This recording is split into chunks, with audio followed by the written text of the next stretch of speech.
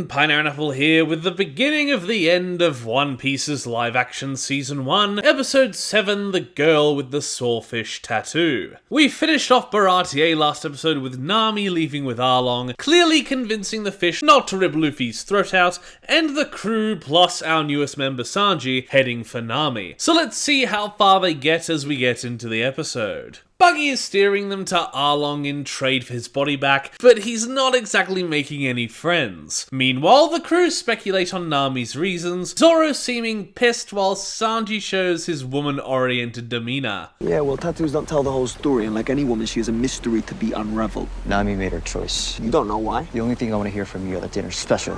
You don't know Nami. Sounds like you don't know her very well either, Mosshead. Showing his nature without making him super obnoxious, just like in Baratier. More of a flirt than a pathetic pushover. They finally reach the Konomi Islands, giving us a nice Nami-themed title card, and we are catapulted straight into flashback land, seeing Nami and her sister Nojiko having innocent fun in their tangerine grove, along with their mother Belmare, played by Jenna Galloway. The scene really hammering the innocent angle into you with all the subtlety of 10 metric tons. Now, while we haven't seen adult Nojiko played by Chioma Umela, there is an obvious difference with the character, being she is played by a black actress. Now, much like other race changes to some, in this show it doesn't contradict anything. From the get-go in the anime, no matter how much she gets whitewashed, Nojiko, when she was introduced, is clearly darker skinned than everyone else. Sure, not by much, but she is at very least tanned. So her being the character to be played by a darker actress makes complete sense. But it also seems like an easy, kind of lazy visual indicator to once again, with very little subtlety, make sure you remember their adopted siblings. Either way, the casting causes no issues, but as we'll mention later, that doesn't mean her character is perfect when we start talking about things other than the casting. She's shaken out of the rosy flashbacks and is now back in the present, right in Arlong's lair, swindling some fishmen out of their money and showing off Buggy's headless body. The indoor set of the map room in Arlong Park is pretty good, but sends us back into flashbacks again. This time of Nami seemingly indulging in her love of cartography, even from a young age. But Belmare isn't very happy as Nami had stolen the book. Everything immediately spiraling as Nami exclaims her hatred of being fairly poor, lashing out at her adoptive family, and Belmare slapping her across the face. Well, I suppose Nojiko is the only sane one in this family. White people be crazy. Belmare eventually catches up with Nami, telling her the story of how she found them, hiding in the rubble of a marine and pirate battle. So she took them in and retired to the Tangerine Grove with them. The visuals are nice, but Jesus, she made quick work of that tangerine. I suppose you would when most of your life is on a Tangerine Grove. Arlong interrupts our reminiscing by just being generally a creep, telling Nami the deal they have is still on, but very happy he now has the map, showing him every marine and other interesting point in the East Blue, and going on about how he'll rule it as his empire. That is something I find funny, as Luffy takes him out later, but any competent marine, say Garp, who just so happens to be like one click west, if he managed to find out Arlong's plans, hell, even if he went after him after he pulls his plan off, I feel like Garp will probably kill Arlong in one punch. I don't have much faith in him when he doesn't make it out of Season 1, and Season 3's antagonist is many steps above him being a warlord. That doesn't mean he isn't an intimidating villain, Nami's perspective more than anything making him feel really imposing. It's just with hindsight you realise that his eyes might have been bigger than his stomach. Arlong sends Nami to Cocoa Village, her once home village, to get their protection money, if you know what I mean. And only now is Garp making it to Baratier, who are still cleaning up after Arlong's mess. Not that Garp is any help. Garp wants info on Luffy, but instead Zeph starts bribing him with steaks. Much to Boggard's dismay. Yeah, I had to Google Boggard's name. I'm sure half you didn't know it either. What does he actually do? The Straw Hats make it onto land and into Cocoa Village, not a place in perfect shape after Arlong's rule, coming across Nami coming for their berry. Nojiko not very happy at her sister's appearance. Nami talks with a pretty nice looking adaptation of Genzo, flashing back to her talking with him as a child, giving back the stolen book to him, and him giving her a really good talk on how to to find the good ways to get what she wants. See, that's how you do it, instead of smacking at the kid for yelling at you. They're interrupted by someone pulling an Usopp and being followed by Arlong, taking the village, going so far as flipping over a whole house. Wait, you're telling me over all these years no one bothered to flip that house back over? In the anime it looked like a whole town flipped, so I get why no one tried to do that, but come on, you all couldn't take a break for one afternoon? Genzo gets his scars in pretty sick detail, jumping back to the present and giving as much money as they can but coming up short. It's now she notices the Straw Hats here and is very vehement that they leave her alone, but she's not very convincing. Luffy and Sanji both knowing she's not being straight with them, even if Sanji's reasoning is a little more sexist. Thanks to help from Genzo, the crew head towards Nojiko's place, Nami's family home, but the reception isn't too friendly.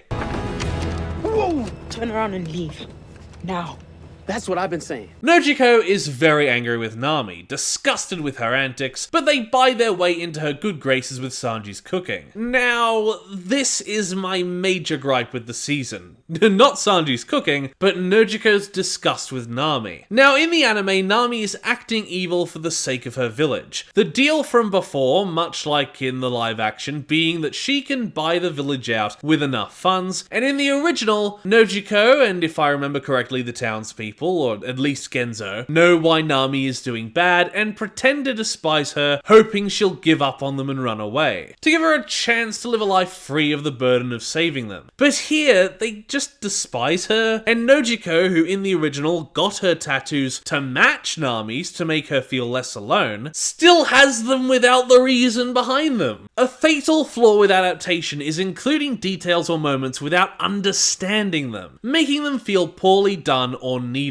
And sure, Nami's story still works as it is here. It's inferior to the original, but still works, but also is contradicted in these details. So while on its own, it's honestly just fine. If they adapted the arc correctly, it would have been a lot better, and having remnants of the original in there that contradict the current story as an anime watcher is very frustrating. But I feel like it may not be a problem for someone watching this first. Garp is enjoying his steak in disturbingly close detail, and he has a nice chat with Zeph, basically telling him the same thing Kobe did. That it's Luffy's time to shine as a pirate, but a lot more poetically. And I think I like Zeph more than Kobe this season. Meanwhile, Nami is trying to talk to Arlong, but they get interrupted by a group of marines headed by Nezumi, the little rat man, both physically and in business, explaining how Arlong has been under the radar for so long, adding well to the hopeless feeling of the situation as the bad guy is basically paying off the cops. Thanks to Nojiko and once again, Sanji's cooking, we get to see the continuation of the flashbacks. Belmare trying to murk Arlong but failing, not having enough to pay for her children, so instead she gives enough just for them, letting Arlong kill her instead. And they have a tearful last words, but the scene does feel really odd by the end, as he just shoots her right there in front of them, without much ceremony or impact, no blood, almost completely off screen. It really subverts any impact that the death should have, especially dying in front of her children. It starts off strong, but it just feels underwhelming. Consider me not whelmed. Having heard the story, Luffy and Zoro talk, and I really like the moment between these two. Zoro shares his own negative opinion, but when Luffy talks from the heart, talking about what he sees in the crew, Zoro is snarky, but not contradictory. And then they proceed to just sit in silence. Sure, I would have liked a little more dialogue, but Zoro's quiet respect goes a long way. Nezumi microaggressions to Arlong, but manages to get out of there alive after giving us a bunch of lore details, like talking about the world government and Arlong's animosity with Jinbei. And it seems Nami finally has enough money to pay for her deal with Arlong, but he's clearly up to something, and back at the Baratier, Helmeppo, while still dickish, is a lot more friendly with Kobe, which is nice to see. I still find him really annoying, and it's clear when he's fishing for info, but not being as big a dick as before does go a long way as they talk politics. But while Zeph was tight-lipped, the bartender isn't as rebellious. So with more nice time with Zeph and Garp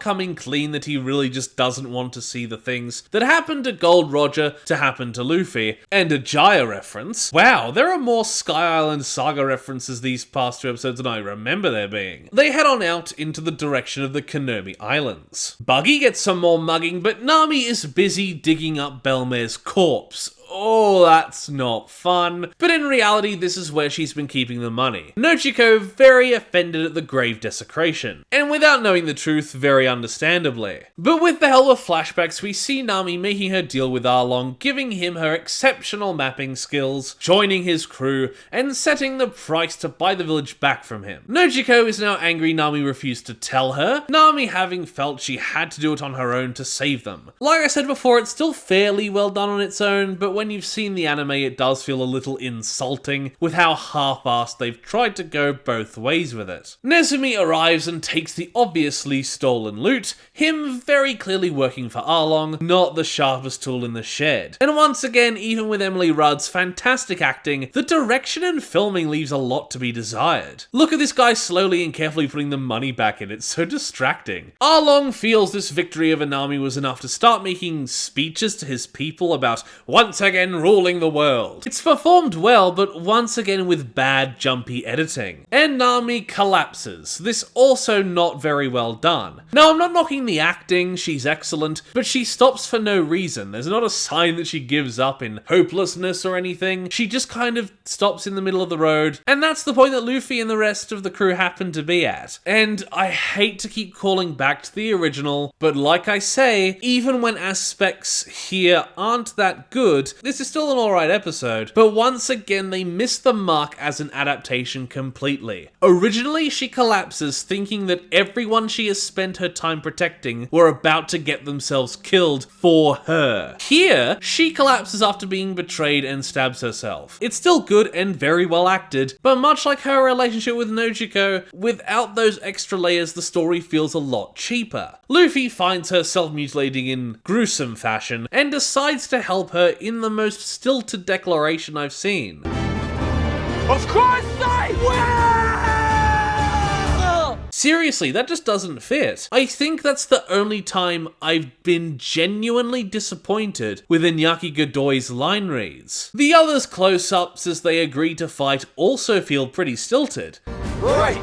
I fear this might be the worst episode of the season, as it finishes with the village being attacked. So that was the girl with the sawfish tattoo, the start of the Arlong Park arc, and boy, both on its own and as an adaptation, this was pretty disappointing. On its own, the acting switched from fantastic to bored, the editing and direction ripped any investment I had out of some big moments, like Belmare's death and Arlong's final speech of world domination, and as an adaptation, it half-asses the story to such a point that, sure, it works on its own, but every choice made me, someone who really liked Arlong Park in the anime, feeling that this version is disappointingly and clearly inferior. And it shouldn't have been. On the brighter side, I like Nojiko and Nami, acted greatly, and while not as good as the original, their dynamics interested me a lot. Arlong and Nezumi were adapted pretty well, and although once again different from the source, with the exception of the final scene, the boys were fairly good throughout, but Emily Rudd easily steals the show. I am pretty sure this is the worst episode of the season, but it's still only like a 5 or 6 out of 10, so not terrible. But I am very disappointed, both with it as an adaptation, and as the lead into the finale of what should have been a really good season of TV. Thank you everybody for watching my review of One Piece Episode 7. There was a lot of good here, but there was also a lot of bad. And I just wish it could have been better overall. Please like the video if you liked it, comment down below if you wish, consider subscribing to the channel, and if you do, ring the notification bell so that you're told every single time that I make an upload. Once again, thank you for watching, and I will see you in the next review. Bye! Toast.